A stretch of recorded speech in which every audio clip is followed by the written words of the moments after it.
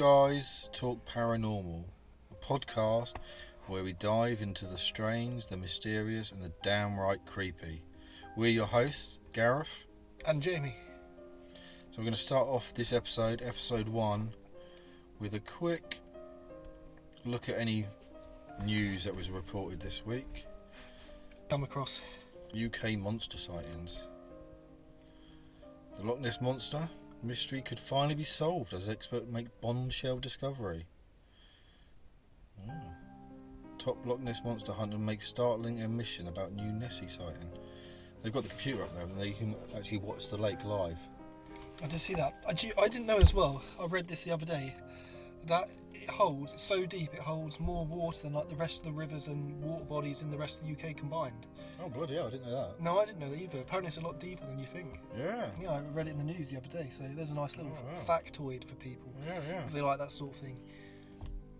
Right, so a top Nessie hunter has admitted the beast may actually just be big waves. Alan McKenna, founder of Loch Ness Exploration Research Group, believes a natural phenomenon may explain sightings of the mythical monster. Well, there you go. So it could be a giant wave. No, I think Loch Ness Monster was one of the first stories that I actually sort of read in a book when I was like 12 years old. I was like, imagine if that was real. It was, for me, it was that one, and also the original Bigfoot sighting where you've got that grainy footage of it walking through the trees. Just looking back. Yeah. You know, I still read about that now, and obviously people are still saying, some people say it's fake, some people say it was a special effects guy made the suit. But people are saying no, you can actually see muscle definition in it. I was going to say, there's quite a few, if people are interested, there's quite a few analysis videos on YouTube where they slow it down and go through it and they say it moves like a real creature. Yeah, it's not a suit.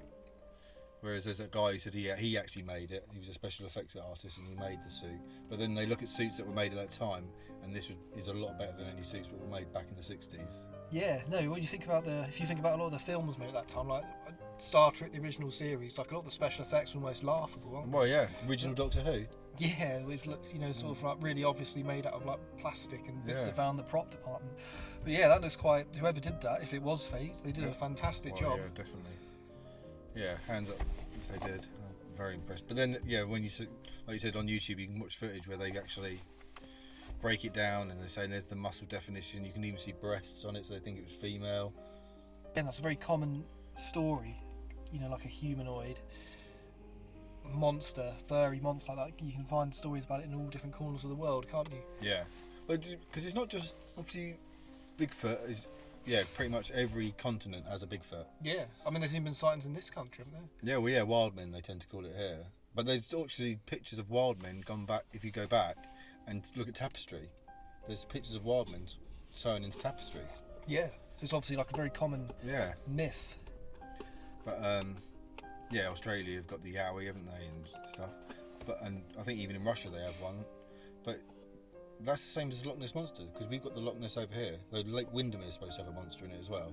But then you've also got lake monsters in Africa, Canada, and I think even in America they have a lake monster, all similar to Nessie. So that's sort of another one that's spread around the world, left over from my past. Because I think it's dinosaur. It could be a dinosaur in the Plesiosaurus. Yeah, sort of it got like trapped in that lake after the last. What do they call it? Last glacial period. Yeah, but then to survive this long means it must be feeding on something. It must surely it's giving birth, having children. There must be a generational thing. You would think though, with all the technology we have nowadays, with sort of sonar and that sort of thing, you'd find evidence of it. So it's a bit of a strange one. Mind you, you'd have to pay to do it, wouldn't you? Well, that's it. And there's supposed to be. Some people have said there's tunnels and there's caves that lead out to the ocean. So it could be that it's coming in and out. I think there's still a lot of prejudice against investigating things like that anyway, because a lot of people still think it's quite silly, not really worth investigating and spending real money on it in what could just be like a myth or made up story, isn't it? Yeah, how are you ever going to prove it if it's not, why waste money on it if it's not, we've been trying for 50, 60, 70 years and nothing. No, you've only got it's like a grainy black and white picture which could be anything, couldn't it? Yeah. But like you were saying, it was one of the first ones you ever come across. I think everyone's heard of it. Yeah. I don't think there's any way. He must be world famous, Nessie. I think it's in Canada. It's like Okapogo or something.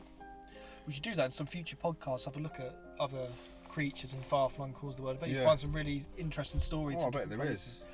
You think of some random country like, let's say, Lithuania. There's probably stories there that you find out about. A creature of some sort. Yeah, it'll be loads. won't Yeah, there? yeah. So there's this other new article here, big cats.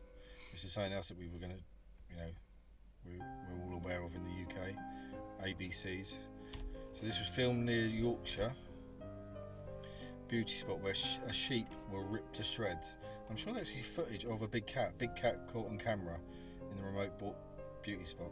Though I've read people saying, it looks like a dog, because you can't see the tail either. Wasn't it quite recently as well? Somebody found like a paw print of something which appeared to be like a large cat as well. Oh, really? I believe so. Yeah, I remember seeing it on social media where it's a picture of what looked like almost like a lion's footprint or something like that. Puma. Oh, okay. I've read a few stories up in Yorkshire and around there recently. Not so much down here at the moment. But again, there's something that you could see it being sort of possible that these creatures do exist, because Victorians had a lot of escapes from zoos and private collections and all sorts. Yeah, when they brought out the law about owning private animals, they reckon a lot were released in the wild because they wasn't that in the 1980s? Yeah, they didn't want to pay taxes on them and stuff like that. So they just released them outside. Yeah. Thought, the chances are they're going to get killed or captured, but at least they haven't got to pay any money on it. But yeah, so this cat, they reckon, was the footage has captured what appears to be a large predatory cat, shocking onlookers who say it was twice the size of a typical domestic moggy. Twice the size isn't that big though of a domestic moggy, is it really? I suppose if it's a small cat, it could be a lynx. I suppose they're not massive. Yeah, they're not. Yeah, I don't think I like things like coyotes that large. Well, a fox I would say is twice the size as a domestic cat. Yeah, I suppose so. Yeah, I suppose that's not that. That's not that big, is it? And I see them every morning when I walk to work. Yeah, beauty spot causing stir amongst nature enthusiasts. The imposing creature was reportedly seen prowling around farmland close to Askerig, North Yorkshire. According to the eyewitness account, concerns had heightened after finding a sheep savagely killed in a neighbouring field. See, that could just be dogs, though. Yeah, look, there's a picture of it. I know we can't see it here on the podcast, but it does look. It looks like a dog to me. Yeah, no, I see what you mean. Like if it was, yeah, no, I agree. That does look like more like a dog than a cat.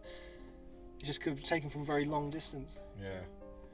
We'll have to put it up in the video description, see what our listeners think. Yeah, I can link to this page, like the news article, Leeds Live, and people can go and look at it themselves and see what they think. But yeah, I don't think that is.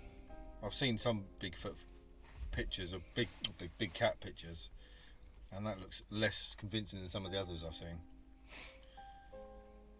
But I don't know if there's much more in the news front though, apart from. So Nessie might be fake, and a big cat ripped to shreds in North Yorkshire. Yeah, but that's it for this. But I'm going to try and do, look back at the news and see what's happened over the last week or two, depending on how often these podcasts come out. Right. So this episode is going to be all about black-eyed children. So let me tell you a little bit about what black-eyed children are. Black-eyed children are modern urban legends that originated in the late 90s. They are typically described as children, often around the ages of 6 to 16, who have pale skin and completely black eyes. Encountering these children usually involve them approaching individuals, often at night, and requesting help or asking to be let into their homes or vehicles. The stories often invoke feelings of fear and unease, as the children are perceived as malevolent or otherworldly. So black-eyed kids, BEKs, are often described as wearing outdated or unusual clothing. They have an unnatural demeanour. Witnesses frequently report feeling compelled to let them in despite the instincts telling them to run away. So reports of black-eyed children sightings have been from various countries around the world. Here are some of the most common locations. So you've got the United States, particularly in Texas and California. United Kingdom here. Cannock Chase, which is one place I'd love to visit, is well known for black-eyed children sightings. Australia have had sightings, especially in rural areas. Canada, they've had a few sightings, particularly in Ontario and British Columbia. Interesting that it's all Western European, English-speaking countries. Yeah, I tried looking to find, because I thought, well, is it a world phenomenon or is it only in those 4 countries? Did you find anything else from somewhere else? No, No, it's very hard to find anything in a non-English speaking country. But that just could be a barrier in the, they might call them something completely different over there. Yeah, you'd think with the internet though, they would have read about these stories and come forward with this, and it was really interesting if they only appeared. Why only in English speaking countries? Yeah, I tried to look even back before the 90s, because I thought that's a really weird time. Why did they start in the 90s? I don't understand. And there wasn't. I couldn't find any stories. Like one of the big stories, which I get into, was an American one, which I think was in the 90s. But then there's in a lot of these other stories I kept finding were based on a story in the 80s over here. But that's the earliest time you can find it going back to is the 1980s. So unless we were calling them something else before then, but what I couldn't find was that actual story. Now I've heard it loads of times. Oh, Cannock Chase, a little girl with black eyes was seen, and I found similar stories on Cannock Chase of this person being seen, and then but not this original one from the 80s. Weirdly, and so the actual first one I could actually find dating back was the 90s one. And this was in America. But I'm sure, well, this guy is an author as well. So I don't know how, if he was just trying to sell some papers or... But I'll tell you about that one though. So the guy was Brian Bethel. So he was a writer and a paranormal researcher. Yes. So his encounter was two young boys with black eyes. And it took late 90s near a movie theatre in the United States.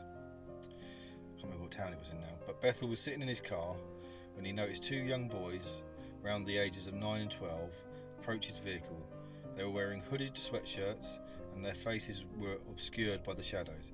As they got closer, Bethel noticed that their eyes were completely black. The boys asked Bethel for a ride, but he declined. He felt uneasy and decided to leave the area. As he drove away, he looked in his rearview mirror and saw the boys staring at him. He felt a sense of dread and fear, as if he had just encountered something truly sinister. Bethel's encounter has been widely reported and discussed in the paranormal community. It is often cited as one of the earliest and well-known accounts of black-eyed children. So yeah, like I said, I spent hours searching the internet, deep diving into shadow corners, but yeah, I couldn't find anything, evidence of that 1980s one, which I believe was the first one on Cannock Chase. His always comes up first now. But weirdly, I'm sure. See, I've read. You sure you didn't read it in a book or something? Or? It may have been a book, yeah. But I would have thought that would have still made its way onto line somewhere. But weirdly, I'm sure I couldn't find in his stories again. He was outside of the movie theatre, and I'm sure the two kids wanted a lift home so they could come back to watch a certain movie. They'd forgotten their money or something, and were asking him for a lift back to their house. They didn't tell him where it was because they wanted to come back and watch this movie. But where they wanted the lift to, or what he said, was too far for them to go and come back before this film started. But they kept insisting, and in the end he just drove away and left them. But I couldn't find that story again either. Because that one you just read, it's not sort of particularly convincing, is it? No. There's a lot of mundane explanations for that. If you just... they were just two actually normal boys who just wanted a... Yeah. The hoods are up, so the shadows were cast across their face. So their eyes are going to look dark. Certain people's faces as well, your eyes are quite deep set, aren't they? And if you're in the evening, or like you say, shadowed properly, it'll sort of make your eyes look black. Big dark eye shadow, like under you. Think of someone like he was Doctor Who, Matt Smith. He's got eyes a bit like that. Yeah, really set far back. Yeah, so you imagine him with a hood and up, and it's in the 90s. Come on, goths were around at that time, weren't they? Yeah, they were. Yeah. I'll tell you about the Cannock Chase one. This is a more recent one. 2023. This happened in October, so just over a year ago. Yeah, it's not long. Yeah, during the so this is when I found it in the paper reported, but it happened before then. So is this something you researched yourself? Is it? This is what went to. The more I looked into the black-eyed kids, I found other stories that I thought were worth talking about. I don't, maybe not found. But this was during the corona pandemic. So in the summer of 2021, Carl and Ben said they saw the ghoul of Birch's Valley. Two teenagers' names have been changed to protect their identity. They had been separated due to the COVID pandemic, so decided to camp illegally together in the middle of the forest. This is at Cannock Chase, so I'm guessing. Is it worth telling our listeners, because they might not know what Cannock Chase is, but it's a big sort of area of common land, isn't it? It's absolutely huge. Oh, it's massive, yeah, just outside Birmingham, I think. Yeah, and it's not sort of farmland or anything like that. It's sort of what you'd call commons with like woodland and heaths and that sort of thing. Quite wild for this country. Yeah. Lakes and things. So that's the sort of land you're looking at. So it's like a large area of semi-natural land, not like the countryside, but like a proper park. And like you say, it's absolutely huge as well. It's huge, yeah. It's quite. I think there's even like hills and mountains. There's hills, yeah. I've seen drone footage of it. Yeah, I think it's a big national park, isn't it? I don't think it's a national park. I think it's like what's the other one? Like area of natural beauty. Yeah, outstanding area of natural beauty. Yeah. So that's what it is. So that's what you've got to protected. I don't think they can build on it. Exactly, yeah. So it's not like just farmers' fields or anything like that. Oh, it's no, a proper, almost semi-natural area. Yeah. So, Cannock Chase.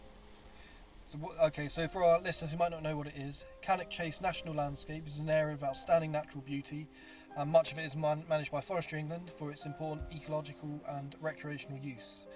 It's about 68 square miles, so it's a huge area. Different buildings, so it's a real sort of, especially for this country, it's quite a wild area to get into.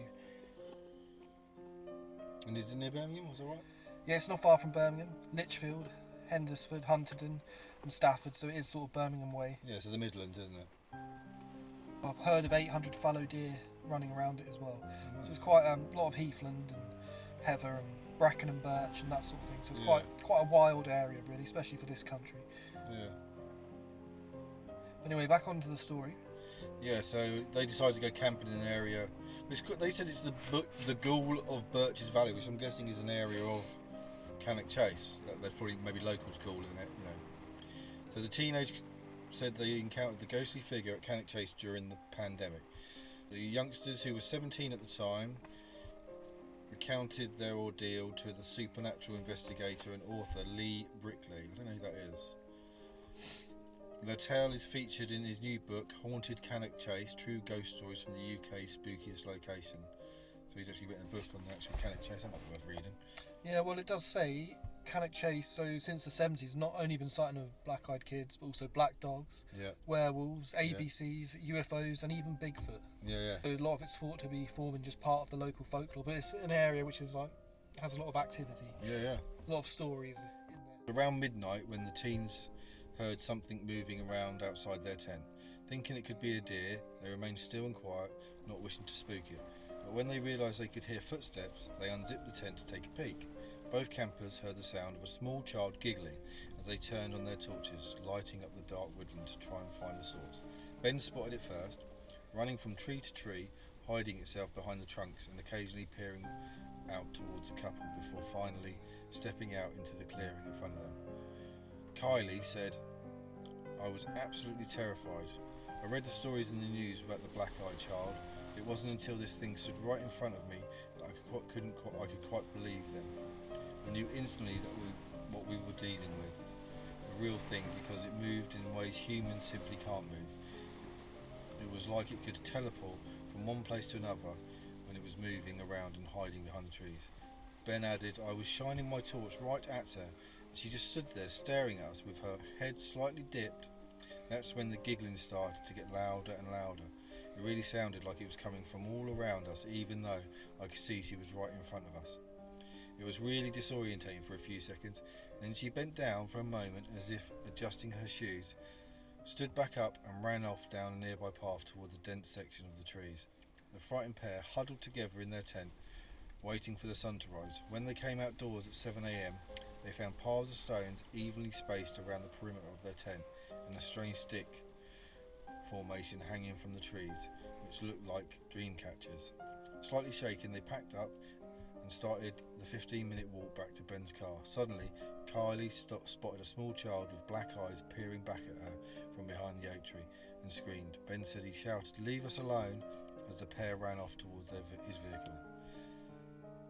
Yes, that's a very interesting story, isn't it? Yeah. I wonder if they got any pictures of those sort of stick and stone formations. Yeah, I didn't see anything in the article when I was reading it online. You'd think if you saw that, you'd take pictures of one. Oh yeah, and they would have had phones with them, wouldn't they? It was only a couple of years ago. Oh yeah, 17 years teenager old. without a phone, it's impossible, isn't it? Yeah, So that's quite creepy. Because they didn't mention the dark eyes though, right till the end. and that was obviously in daylight that they saw it then. So maybe at night, but you think if you're shining your torch on them, you'd notice if the eyes were dark. Yeah. But they seem to know that it was the black-eyed child. So yeah, clearly they'd heard the story before, hadn't they? So it doesn't say how old the kid was, because it could just be a little kid, some teenagers fucking with them. That's why they're laughing, because it sounded like it was all over. Yeah, and I could see kids doing that. Yeah. For a bit of fun, trying to spook some people camping out there. So I've got another one that was reported in August 2024. So this is this year. Yeah, only a couple of months ago at the time we're recording. A dog walker. She had a chilling encounter with what he describes as a pale-faced little girl. So it's always a girl as well. Now, see, so in a lot of the stories, there's always more than one kid. They seem to be in twos or threes. See, that last story you read, they didn't specify what gender it was, did it? No, he said it was a girl. Oh, didn't it say it was a girl? I didn't see I'm sure it said it was just a girl. says small child. Oh, did it? Yeah, Oh, they maybe don't I was actually say whether it was a... No, it doesn't. They didn't say whether it was just a small just child. says child. I thought, in my head, I thought it was a girl. I don't know why. Oh no, he does actually, because Ben says I was shining my torch right at her. So yeah. Oh, yeah. So a dog walker shared a chilling encounter with a pale-faced little girl with completely black eyes during his walk through Cannock Chase. The man, who wishes to remain anonymous, reported the giggling child, so giggling again, Yeah. it's got to be the same child, dressed in ragged clothing, tugged on his coat before disappearing into the trees at the Staffordshire beauty spot. The eerie encounter has led some to believe the man may have come across the notorious black-eyed child, thought to be a spirit of a young girl who was tragically murdered in the area during the 60s. Sightings of this spectral figure in Staffordshire Forest have been reported since the 1980s. I can't find that. I've read it, but I can't find it. So you have to do some extra research Yeah, to find it. And I think that was a dog walker, a lady walking through the woods and turned because she thought the kid was crying, and when she walked up to the girl looks up and it's just black-eyed, and then she disappears. I'm sure that's the 1980 stories. Suggesting the apparition could be an extraterrestrial or demonic entity. The Rugeley, Usually, I think it is. the Rugeley resident reached out to author Lee Brickley again, who some of those kids spoke to, or someone else did. We mentioned him earlier with his book. Yeah. He must live around that area and be well known. Yeah, he's obviously been researching it, hasn't he? Yeah. To recount his unusual experience. During their conversation, Lee noted that the fear the man felt was still palpable. Recounting his experience, the dog walker said, "I was walking my dog near Castle Ring around a month ago at about 10 p.m. It was pitch black. It wasn't pitch black yet, but the sun had gone down. We were walking through the woods, and all of a sudden I felt a weird sensation in my stomach, like the feeling of impending doom, and I also felt like I was being watched. My dog started to go mad and was pulling on the lead and barking. I've never known her get so frightened. I stopped to look around when I felt something tugging on the back of my coat. It made me jump, to be honest, and I quickly spun round to see what it was. You're probably going to think I'm bonkers, but it was a pale-faced little girl. The thing is, she had completely black eyes, and something about her just didn't seem right, like she wasn't human. Her clothes were in rags. She giggled in a way that hurt my ears and sent chills down my spine. And then she skipped off into the trees. I was terrified, and so was the dog. We left straight away." Yes, so it's a girl again. See, I also read when I was researching this about, I'm sure there was 3 young girls murdered in the 60s in Cannock Chase, in that area. Yeah, it's the thing I'm thinking of, because we mentioned earlier about there have been sightings in other countries, English-speaking countries as well. I wonder if they're related, but if that's the spirit of someone killed in the 60s, it must be something else. Is it? Yeah. Why? I don't know how. Why would it be in America? Yeah. Well, this. Yeah. I don't know. Yeah. Or Canada, Australia. What is it? No, these are the Cannock Chase stories, and it seems to be one girl. Where I have read other stories where a lot of the time, especially in America, there seems to be 2 or 3 kids that approach the doors. So maybe we look at something which is slightly different phenomenon. Yeah, maybe. Yeah, maybe it's not. Maybe the black eyes are something completely different. Maybe they're not black in the sense of the lenses. Your eyes are actually black, but maybe they're sunken and hollow and dark, and it's just a twisted spirit. So the ones that were from Cannock Chase were known as the Cannock Chase murders. Yeah, there's 3 girls, wasn't it? Yeah, or the A34 murders, or the Oh, yeah. Babes in the Ditch murders. Yeah. and the half-day murders. And like you said, they were the murders of 3 girls aged between 5 and 7 in Staffordshire, England. Yeah. It was done between 1965 and 1967, and the bodies of all those children were discovered on volcanic chase. Yeah. So a lot of people wonder whether They're the girls that are haunting the woods. they're ghosts of these people who were sadly killed. Yeah. And others believe that they are demonic entities or spirits that can take on the appearance of children to deceive and harm humans. And you say as well, these entities may seek to enter homes to feed off negative energy or to possess individuals. And as you said earlier, some other sightings in other countries have said they asked them to sort of get in their car with them all into their homes, wasn't it? Yeah, they ring the doorbell and they look out and they're like, but you get this feeling of dread, so you never open the door. And I know I've read stories like, oh, but we don't know what's going to happen. We've never had any stories of them actually entering anyone's home, but maybe that's because the people who have let them in have never been able to report what's happened to them in their home. Maybe their minds just gets wiped and they don't. Because that's the other thing. It's not. Is it like if these are spirits in Cannock Chase, then that could be a malevolent spirit. You know, a murdered child is going to be pissed, right? But why are you confused? Confused, yeah, torn. But yeah, it's very. Maybe you wouldn't understand what had happened to you. Yeah, but it's always one. It's never 3. I know there was 3 girls murdered, so is it just one of them? Or is it a different one in each section? I don't know if they were found in the same, because obviously over a couple of years, so it's obviously a serial killer.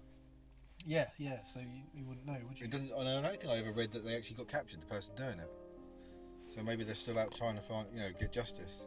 Also, they were unsolved murders as well. I'm not 100% sure if there was or not. I never came across anything. So what other theories do you have about them? Well, you said demonic entities, didn't you, and spirits that take the appearance of children just to harm us. Aliens and extraterrestrial beings, because that's what the black eyes are. You think of greys with the big black eyes. Yeah, that does. Yeah, that does. They do sound slightly similar, don't they? Yeah, so they reckon it could be. That's quite a popular one as well. That people think that like it's a crossbreed plan. So alien greys have impregnated women, and the black-eyed child is their offspring, and they're trying to get into people's houses, maybe to get them, I don't know, abducted. And the other one's the interdimensional beings. So yeah. This theory proposes that they are beings from other dimensions who have accidentally or intentionally crossed over into our reality. Yeah. And that's why their otherworldly appearance and behaviour could be explained by their origins from a different dimension. So I guess like string theory or something. Could explain why they look sort of human, but kind of ties in with aliens, doesn't it? Sort of like beings not from a sort of a paranormal, but beings from another dimension or place. Yeah, I suppose demons could be the same thing, because are they just from another? I suppose how you would think of it, doesn't it? I don't really know much about demonology to sort of be able to say what the lore is behind it. Yeah, obviously, where it falls in religion and stuff, hell and that. But it could just be. I suppose if you would think about if heaven and hell were real, they would be separate dimensions, wouldn't they? Yeah, because they don't exist on our plane, do they? You're going somewhere else. You cross over to the light, into another dimension. The other thing as well is that a lot of people, this is one that's sort of psychological phenomenon. So some people believe that they could be a result of psychological actions such as sleep paralysis. Yeah. Which is something that I've had, and the hallucinations you have of it are extremely real. Yeah, I don't know if you remember when we went to America all those years ago. Yeah. I woke up when we were staying somewhere in Texas, and I couldn't move, and I had this impression that there was something really horrible creature or entity standing in the corner of the room, and it was going to come and get me, and I couldn't move. Yeah. I never actually saw it, but I just could feel that this thing was there in the corner of the room waiting for me. And you had the same thing, like real fear and dread. And I remember desperately laying there trying to move, and then when I could move, it'd all gone. Yeah. You could even hear it breathing, like really horrible, rattly breath. That's weird, isn't it? You never told me that, though, at the time. No, I think I did mention. Oh, maybe I didn't mention it. I'd be surprised if I didn't. I don't remember you mentioning it. It was really, real when you were there at the time. It was quite frightening. Yeah. I've had it.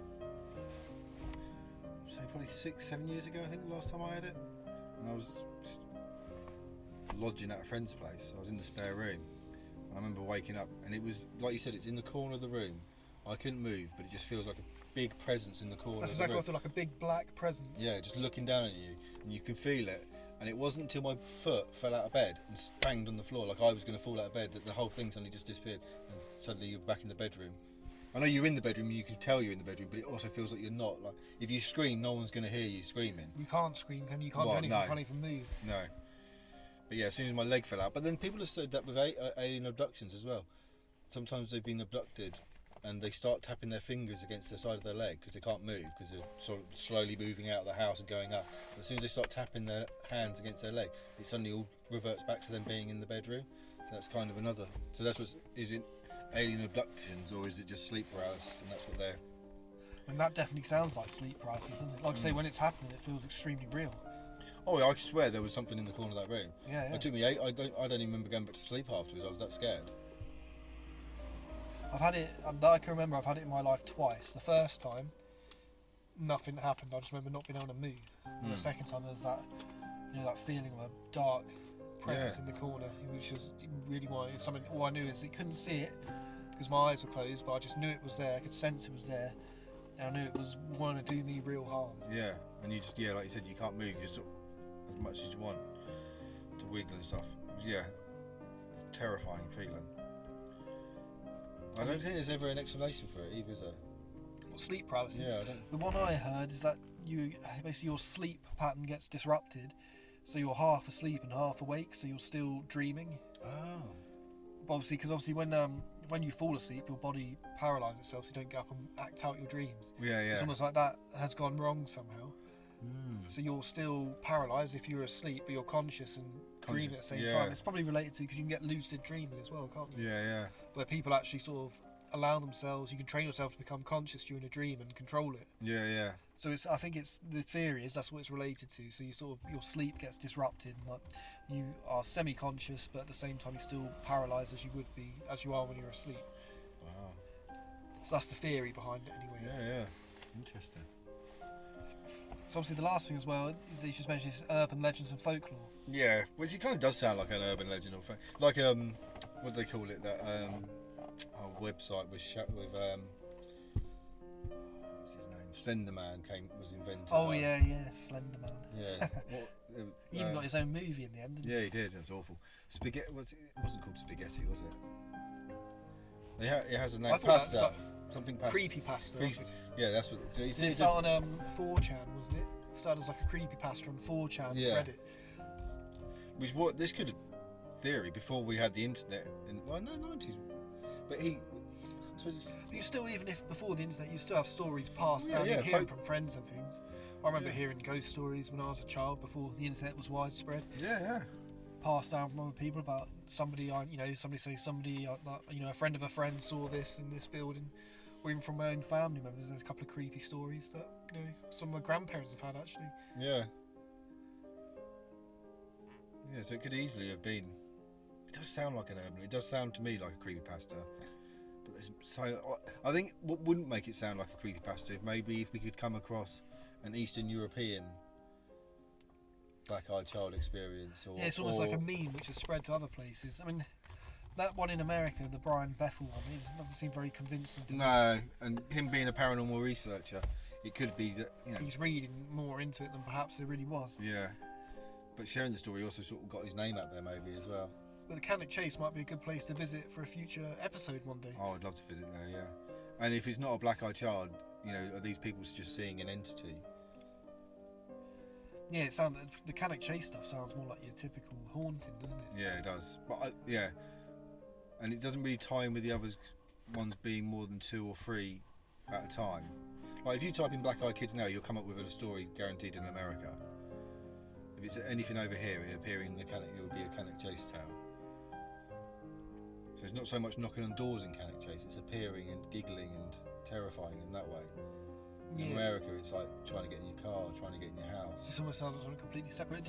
You said there were other ones in Australia and Canada? Well, I found them, but I didn't find many stories. So are they similar to the American ones, or are they similar to the Cannock Chase ones? Yeah, because in Australia, I'm sure it said they're more rural, which would imply being more like Cannock Chase.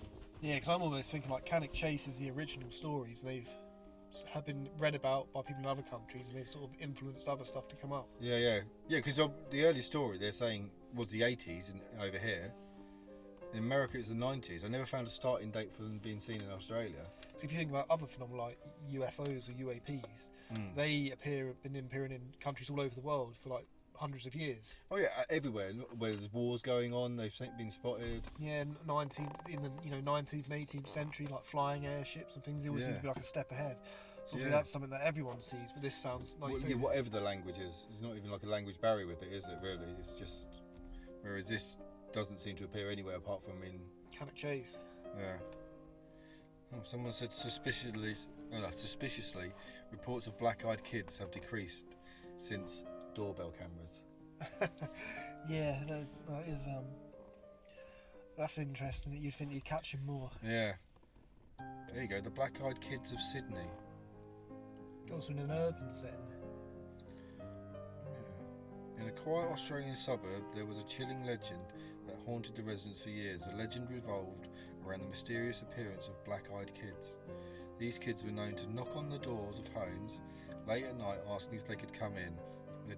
They appeared to be perfectly normal children, and with one terrifying exception, their eyes, these children's eyes, were completely black, void of emotion, and terrifying to look at. The story goes that if you let these black-eyed kids into your home, terrible things could happen. Some claimed that they were possessed by evil spirits. Others said they were not even human. No one knew for sure where they came from, but everyone knew they were not to be trusted. One fateful night, a family living in the suburbs heard a knock on their door. It was late, and they were not expecting anyone. The father, curious to see who would be knocking at such a late hour, opened the door. He was confronted by a pair of young children who seemed to be lost. Their eyes were completely black. See, a couple of children. The children asked if they could come inside and use the phone, as they had become separated from their parents. Sensing that something felt off, father hesitant, but let them in. He couldn't just leave these kids on the street. It was a decision he'd soon regret. As the children entered the house, the atmosphere immediately changed and the air felt tense, and the father noticed that all the clocks in the house had stopped ticking. The family dog began to growl and hid under the table. This was certainly not normal. As the children used the phone, the father couldn't shake the feeling of something terrible was about to happen. He tried to distract himself by turning on the television, but every channel showed nothing but static. Clearly, these were no ordinary children. Before he could do anything, he heard a crash from the other room. He ran to find the source of the noise, only to discover his wife unconscious on the floor. Their young daughter was standing beside her, tears streaming down her face, and the black-eyed children were gone. The family life was forever changed after that night.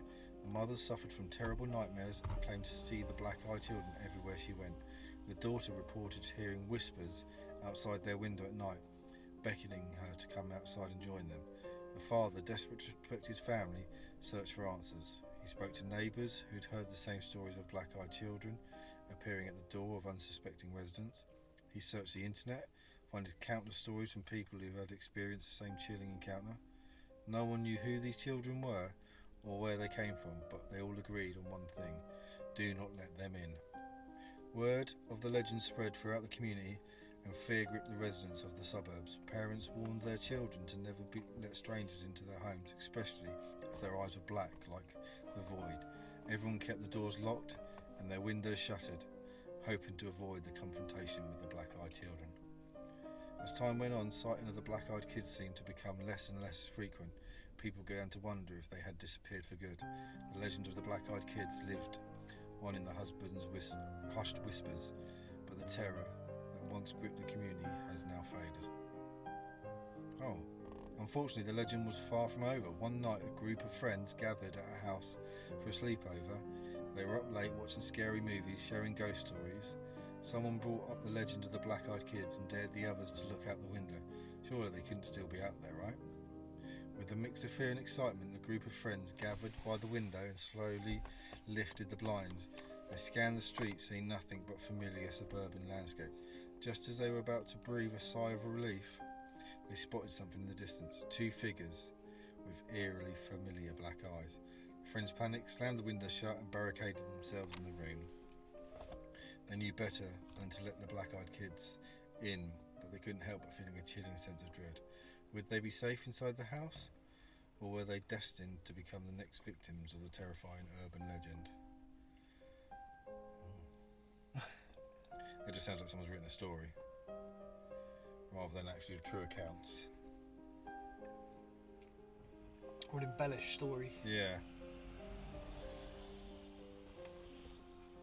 Oh, Cannock Chase, 30 years after its first sighting. Yeah, see, I don't know. To me, it just feels like an urban legend. Yeah, I think the ones in places which aren't Cannock Chase probably is an urban legend. Yeah. Cannock Chase one sounds there might be more to that. I think someone's taken the Cannock Chase stories and turned them into a creepypasta. Been inspired by them a little bit. Yeah, and it's spread now around the world. But still interesting. I wouldn't want to meet one if they are real.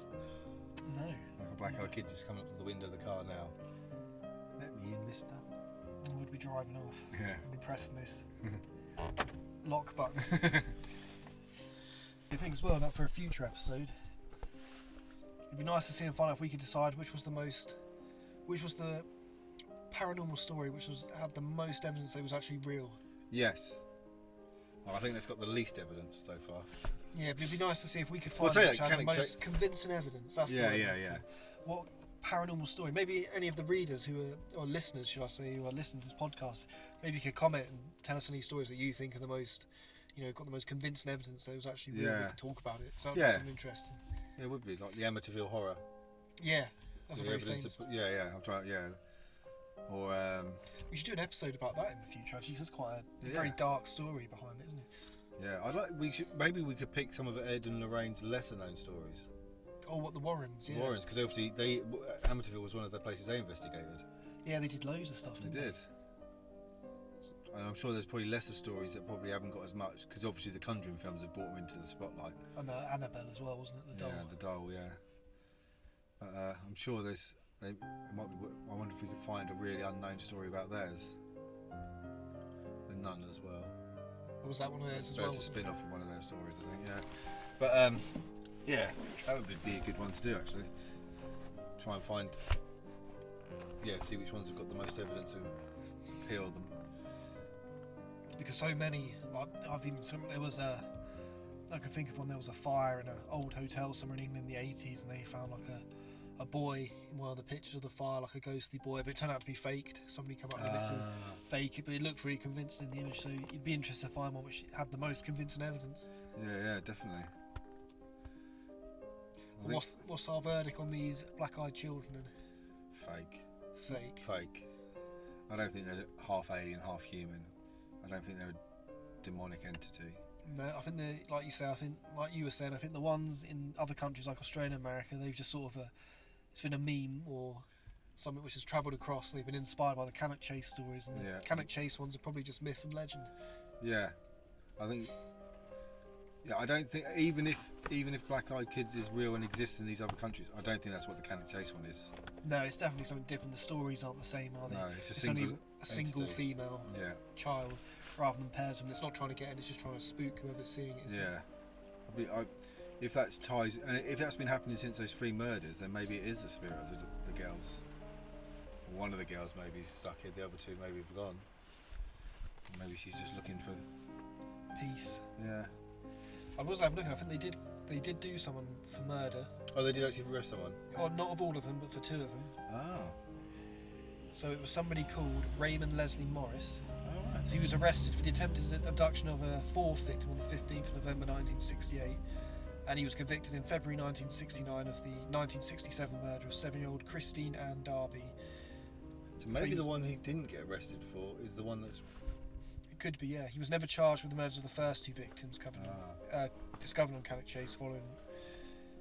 Following Morris's convictions, the police spokesman informed the media all investigations involved in his apprehension remain convinced that all 3 children have been murdered by Morris. They think he did it all. Yeah. And unfortunately as well, he was also probably responsible for the abduction and attempted murder and sexual assault of a 5th girl in 1964. Shit. So it probably was all the work of one man. Yeah. I do. Well, at least they caught him. He did, and he's dead now. He died in prison. Oh, good. So in 2014, so he can't hurt anyone anymore. No. Oh, so he actually got a good sentence as well, because sometimes the British sentences doesn't fit the crime. Yeah, no. There's a lot of complaints these days, isn't there, about sentences not really fitting the crime. A lot of petty crimes pretty much legal now, isn't it? Yeah. So what we got future episodes to look forward to? I think we should do Cannock Chase. Yeah, because there was a lot of myths and legends in Cannock Chase. That'd be interesting. I would really like to do an episode on UFOs. Yeah. Because some of the listeners might have heard that at the minute there's disclosure. They're doing talks in US Congress about what the Pentagon and US military knows. Yeah. They've released quite a lot of interesting footage over the last year. Oh yeah. So that would be a really good episode to talk about. Yeah. Just UFOs in general, or would you like to pick certain? I think I'd like to do UFOs in general, specifically focusing on these releases, this disclosure from the. So there's a lot of interesting things that have come out of this these hearings in the US Congress. Yeah. Or so UAPs, as they like to call them now. Yeah, unidentified aerial phenomena. It doesn't sound so spooky. No. That was in the news. You know, that was in the news recently, wasn't it? So they've got an American airbase in Britain. There's been drones flying over it, and they don't know where they've come from or who's flying them. Oh. This has happened not just in the UK, it happened in another airbase in America. Loads of drones just went over the airbase, and the US military doesn't know where they are. Well, they don't know where they came from and where they ended up. No, when they say drones, like little tiny drones. Well, the story doesn't go into much detail. It just says that small drones, were spotted over their airfield, flying over it, and they don't know who launched them or what their purpose was. Oh. You know, it does sound like there is something to this UFO thing, because they've been popping up over. They've released some really good. Oh yeah, I've seen footage of like boats and stuff out at sea, and these aircrafts are there just hovering, and they've pretty much admitted these things are real. Yeah, and they don't know what they are. No, and they don't know whether they're like foreign. Yeah, is it China coming over? Yeah, you know, Russia or China flying some top secret. See, I like the idea to gather information, or is it something else? I like the idea of like UFOs not being from another planet, but coming from our planet, but from under the sea. Yeah, I have heard that. Yeah, they think that a lot of them are based, and there have been one spotted where they've just gone straight down into the ocean. Yeah. Or come straight up out of it. Yeah. Hidden in there as if there's something down there. Yeah. And obviously we don't know. We know much about the oceans as we do about space, really. No, a lot of the ocean's completely unexplored, isn't it? So, yeah, that's quite interesting. They call it something else though, then, do they? It's not a UFO anymore. If it comes from under the ocean, has it got a different name? It might do. Yeah, I wouldn't know off the top of my head. Well, for now, we'll just keep them UFOs. But I think that'd be a really good episode to do in the future. Yeah. And then maybe we could do a few standalone ones of certain areas. There's been a few crash UFOs that have... Yeah, I mean, the most famous one in our country is obviously Rendlesham. Yeah. Rendlesham Forest. Then you've got, there's loads in America, isn't there? Loads in America. There was one that crashed into a lake somewhere that was quite interesting. I can't remember what that one's called. But yeah, maybe we can do a few different ones. Like you said, the sea creatures from around the world, or Loch Ness, lake monsters from around the world, and just really maybe we could just obscure cryptids that you may never heard of.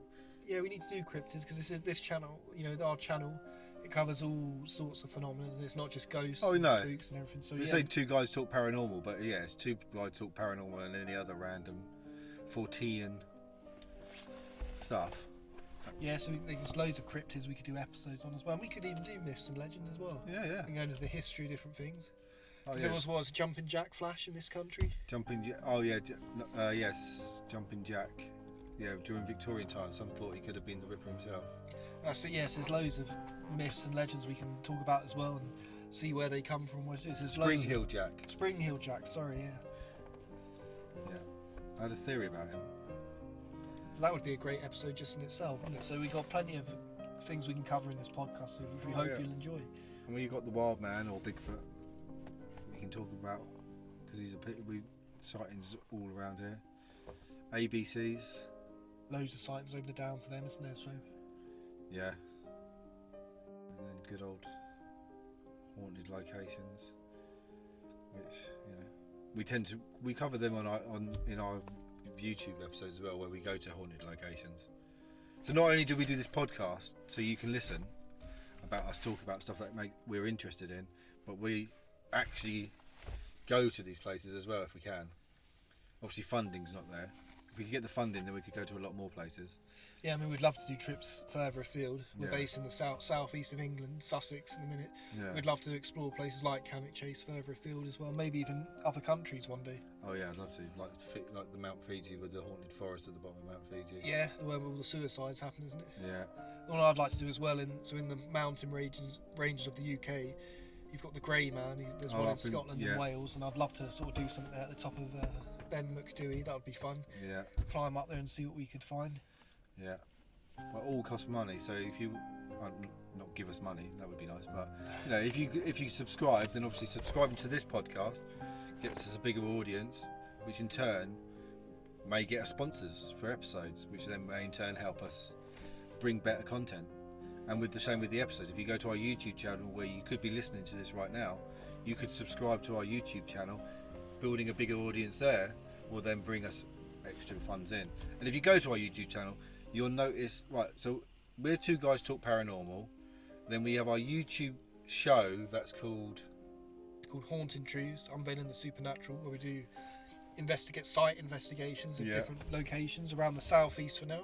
Yep, so that's two things that you'll get from our channel. But then we've also got, because the YouTube channel is Dark Rook Productions, so that's the Dark Rook Productions is what helps us produce this podcast, the YouTube and the TV, the YouTube series, and then on top of that we've got short movies that we want to bring out. We'd also like to they do a full-length documentary on ABC's, yeah, so documentary there, music videos behind the scenes where we've worked on other people's projects and filmed behind the scenes. And I mean, you've done quite a few special effects work as well, so we could film some of that and show off some like bullet hits and creature effects and all sorts stuff that we're going to we'll be using on our short film. So we'll have the behind the scenes of the making of those films.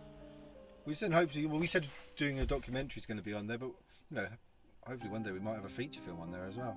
That would be really good one day. Keep the shorts coming. I've also got this thing that I want to call, it's called Voices from the Margins, which is, because I like my photography, I'm going to be doing portraits of people where if I but then interview about what they do. So I've got lined up, like charity people who spend their life working for. A bit like a vox pop tape, those things where people would go to the streets and just talk to average member of the public about different things. Yeah, just so you get to know your neighbour kind of thing. But I want to meet some of the sort of the hidden gems of our neighbourhoods. But there's something else, another series on there, Voices from the Margins. But basically, we hope this is the start of something really good. Yeah. So I'm like, if you listen to this and think, oh no, I can't be bothered, go to our YouTube channel, because there may be something on there that you do enjoy. You might just enjoy watching us making fools of ourselves in the haunted woods. And also as well, we can recommend, so this is a sort of a new beginning for us, but you can also check out our older channel, Road to Innsmouth. Yeah. We've got some of our original episodes, so you can get sort of a taste of what we do. Yeah. And maybe we could upload those on the new channel as well. Well, yeah, of course, yeah. Yeah, because it was, definitely. It's still our work, isn't it? So we can put them on the new channel so people can check them out as well. Yeah. Yeah, 100%. So hopefully there's something for everyone on the channel. And don't have to believe even if you're just skeptics. I'm sure there's things you can enjoy with this as well. I like to think that we're skeptics. I would say so. Yeah. Doing this is sort of, until a ghost jumps out in front of me and says boo, I don't think I'm going to believe. Like we've had, on our last episode, our first episode, hopefully, or second episode that you'll get to watch on this channel, was terrifying. Yeah, we got some. I was actually funny. I was just looking through the pictures now. We got those pictures of that weird mist. Yeah. There you go. That's what it was. Yeah. So we don't. Oh yeah. Bizarre. Oh, that's because I sort of looked like there was something stood there, so I was trying to draw around it, like a cloaked figure or something stood in the mist. So like you say, we think there's something for everyone on this channel. So. Yeah, 100%. Even if you just want to laugh at us. But if you're going to do that, at least subscribe. Yeah, if you're going to do that, at least subscribe. And leave a comment. And then maybe we'll do something more involving with a lot of you as well. We'll have a Discord or something like that where we can meet up and chat. But for now, we're going to try and release an episode a month of the TV series or the podcast YouTube channel series. Once a month, try and get one a month, and then in between them we'll have a podcast that comes out. The podcast might end up being more regular because that's something we can meet up for like an hour and a half and do. Yeah, it's much easier to make, isn't it? So we just sort of sit down somewhere and chat about it. So, if we aim for, I don't know, 20 podcasts in the first year and 10 episodes, then we're ahead of schedule, I think. Yeah. So, like and subscribe. We're supposed to be working on a music video at some point, but that just keeps getting delayed at the moment. Not the best time of year to do it, is it, with the horrendous weather? Yeah.